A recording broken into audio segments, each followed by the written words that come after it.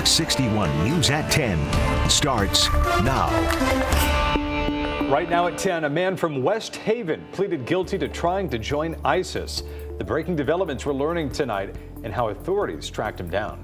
And we are learning more about the daycare owner accused of abusing 9 children in her care. The disturbing information coming out of an arrest warrant tonight. Major changes coming to school lunches across Connecticut. What you should know before sending your child off to school. But we start things off here at 10 o'clock on the Weather Watch as today's storms has moved out of Connecticut. Good evening. I'm Ben Goldman. And I'm Jen Bernstein. Thank you so much for joining us. Even though the rain and wind have, for the most part, left the state here, some of you out there are still dealing with power outages across Connecticut. Here's a look at the latest numbers from Eversource right now, which says about 9,500 customers are without power. The communities with the most outages are East Hartford, Guilford, New Britain, Ridgefield, and Canterbury. And here are some of the numbers from United Illuminating, which has about 400 customers without power tonight. The communities with the most outages are Shelton, New Haven, Easton, Orange, and Hamden. Let's check in with meteorologist Ryan Breton to start things off tonight to see what's in store for the rest of the week. Ryan. Hi, Ben and Jen. The storm moving out, but we still have some wind to contend with. That'll be with us through the day tomorrow. You can see how quickly this all moved through, and it really was just poorly timed for the evening commute. Right now, Doppler radar scanning the state quiet. We had 2 towns with over an inch of rain, Meriden and Columbia. Most other places between a half an inch and an inch of rain. The wind was really the story for a couple of hours earlier, a peak gust of 52 miles per hour in Bethany, Danbury with a gust of 48 miles per hour, Waterbury a gust of 45, and New Haven a gust of 39 miles per hour. Those gusts were from the south. Now the wind is gusting from the west and northwest, and that is a colder weather wind direction, and that colder air will be moving in through the night. Western Connecticut already down into the low 40s. Just a few hours ago, we were up near 60. Still, it's in the 40s through most of central and eastern Connecticut. Groton right now at 54, but that cold air is heading your way too. So through the rest of the night, temperatures will be dropping into the 30s by tomorrow morning. Lots of sunshine on the way tomorrow, but there will be a gusty wind, so the wind chill will be a factor. I'll be back to talk more about that coming up in just a little while. Thank you, Ryan. We are following breaking news tonight from North Haven, where the DOT says I-91 northbound in North Haven is shut down right now because of a car crash and a fire. All of this is happening right now at exit 11, but the DOT says the crash is in the area of exits 12 and 13. The North Haven Fire Department says the drivers should expect delays for several hours tonight, so if you're traveling, best to avoid that area. We'll keep monitoring this breaking news and bring you any new information as we get it. Well, we are following breaking news tonight. A West Haven man has pled guilty for trying to join the terrorist group ISIS. This is a story we first brought you as a Fox 61 exclusive 3 years ago. Fox 61 Sarah Sanchez joining us here in the studio tonight to explain these new developments surrounding this. Sarah. Well, Ben and Jen, 25-year-old Ahmad Khalil al-Shazli pleaded guilty to charges today for attempting to travel to the Middle East to join ISIS. Now, according to court documents, al-Shazli started planning trips to Syria in 2018. He also pledged his allegiance online several times to ISIS and its leader back then, Abu Bakr al-Baghdadi. In December of 2019, he paid $4,500 to someone believed to be an ISIS facilitator who would smuggle him out of the U.S. into Turkey. He was arrested in Stonington, where he had plans to get on a boat. Al-Shazli has been in custody since he was arrested. His charge is carry a maximum prison sentence of 20 years. A sentencing date has not been scheduled yet. Of course, we'll be following this. From Fox 61 News, I'm Sarah Sanchez. Ben, Jen. Sarah, thank you. New details tonight at 10 about a Wallingford daycare owner accused of abusing the children in her care. The arrest warrant providing new information about what was happening, although we do want to warn you that some of the details are disturbing. Fox 61's Gabby Molina went through that arrest warrant and joins us in studio tonight with more. Gabby.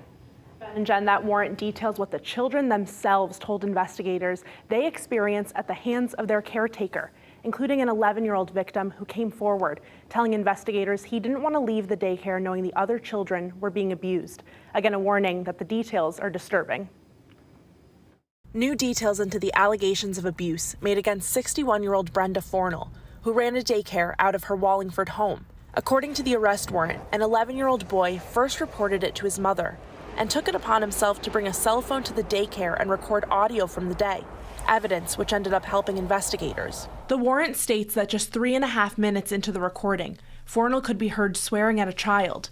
There were also noises that were described as the child crying and being smacked around. The 9 children left in Fornell's care ranged in age from 1 to 11 years old. Almost all of them were interviewed by social workers as part of the investigation. In the warrant, one victim described seeing another child get sick, and Fornell put the vomit in the child's hair, as well as dragged the child through her own urine to clean it up after she had wet herself. A 3-year-old victim said, "Brenda was hitting and kicking me," and "it happened more than one time." A 6-year-old victim said, "Brenda is mean to us every day," and described having his head shoved in a metal trash can and being called ugly and stupid. Multiple children made allegations of Fornell threatening them with a blue knife on several occasions. Children also told investigators a 2-year-old victim would be left in his crib all day and would bang his head on the crib out of boredom. At least one child described being sexually abused. In their interviews, multiple children described abuse that dated back several years. Fornell's boyfriend, 66-year-old Grant Freer, was also arrested. He's charged with conspiracy to commit risk of injury to a child. According to the warrant, a child said Freer witnessed the abuse but did not do anything about it.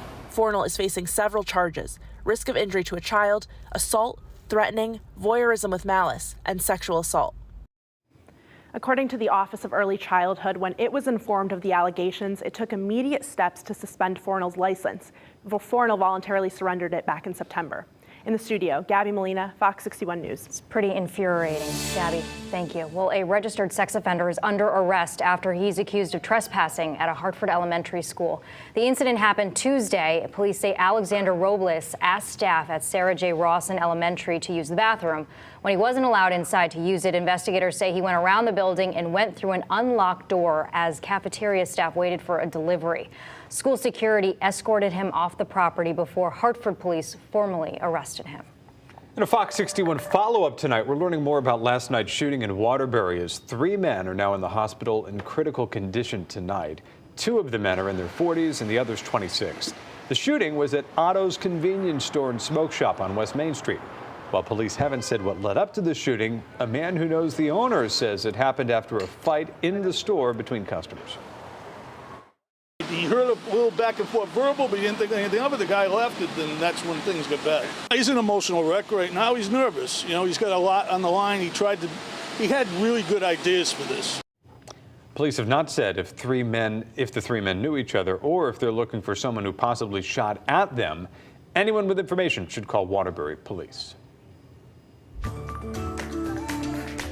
Moving on here, starting tomorrow, major changes coming to school lunches across Connecticut. Yeah, with federal COVID-19 relief funds running out, free lunch could go away for many kids who really need it. Many families will make too much to qualify, but not enough to be food secure.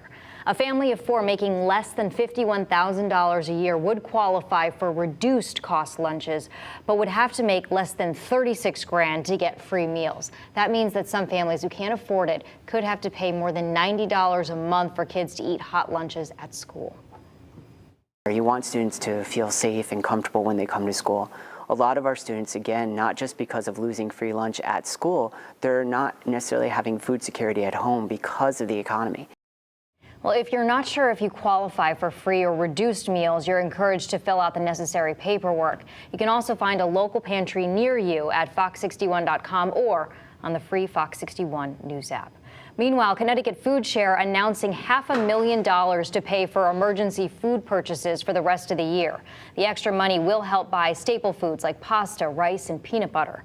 Connecticut Food Share says it has seen more demand in the past few months, and the additional funding will help during the holidays. Well, today, Governor Ned Lamont announced a new plan for Native American studies in Connecticut schools. When it's finalized, the curriculum and the resources will include the study of Native American tribes in Connecticut, including northeastern woodland tribes. On the news at 5, earlier today, we spoke with the vice chair for the Mohegan Tribes Council of Elders about how important it is for students to learn about Native American history and culture. I think this is going to be done in the right way. I think it's going to be told by the voices that matter with Indigenous people. And I think our educators are going to appreciate this. You know, Mohegan has had a really good relationship with educators, and we've been able to share resources already. We're just grateful now that all students in Connecticut will have this opportunity to learn. The lesson plan is expected to be released in June, and state education leaders have met with tribal leaders to develop learning standards. Well, new at 10, there are fewer places across Connecticut where you'll always come back for more. 99 restaurants suddenly closed 3 locations without warning today. Those restaurants are in Cromwell, Groton, and Stratford. The New England and New York State chain did not make an announcement about the closures, and it hasn't released a statement. There are still 8 99 restaurants open throughout the state.